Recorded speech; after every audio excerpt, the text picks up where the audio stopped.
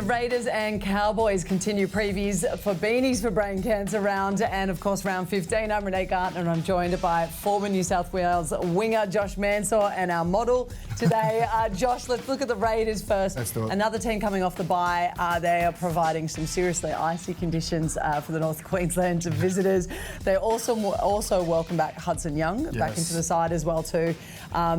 Huge forward pack, but they also have Jordan Rapana at absolute form as well too. Fresh off a bye, which was what his legs needed with all the work he was doing. Rapana just gets better with age. Me and him used to go out on the wings together, and I didn't know if he was going to really adapt to the fullback position, but he's been great. He's really slotted in there and performed nicely for the Canberra Raiders, and it fits to their style of play. You know, they play really hard and direct up through the middle, and you know, Rapana is one of the best tackle breakers in the competition. So yeah, massive plus for me for Rapana. And also, I think Canberra playing at home, particularly in these conditions, I know one thing for sure, that these beanies are going to be selling like hotcakes with the conditions down there. You know, personal experience playing in Canberra is probably one of the hardest places to play, and you know, we'll touch on the Cowboys shortly, but yeah, it's going to be a big game from the home side, I think. All right, well, let's look over to the Cowboys. And Todd Payten sort of came out in the press conference last week. He refused to call them flat because, I mean, they had the most amount of players into an Origin side, 6 in total.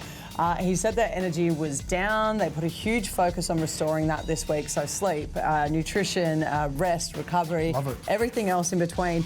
How do you think they'll sort of turn this around in such a short turnaround? Because they've got the travel days as well too. You add to that Reece Robinson's 100th NRL game as well too. He's been a superstar. There's a lot to take in. I think, again, the Achilles heel for the Cowboys is just they can't seem to put it together when they play away. They've got the stars to do it, and I said it before, I feel like they're still playing they're like boys. They need to start toughening them up and play like men, especially when they play with a lot of errors in their game, and they can't seem to stop the rot. They compound error after error, penalty.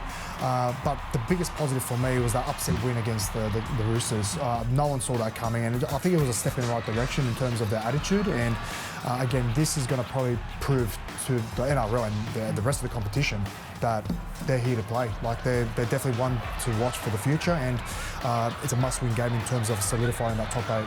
They also spoke about being quite loose defensively because that was so fatigued and whatnot. This is a side the Raiders can push them into that stage where they're going to be defending and defending. Well, again, it's uncomfortable playing Canberra, and the Raiders know that, and they'll make it so uncomfortable for the Cowboys to play as well. They're going to be physical. Like, there's no ways around it.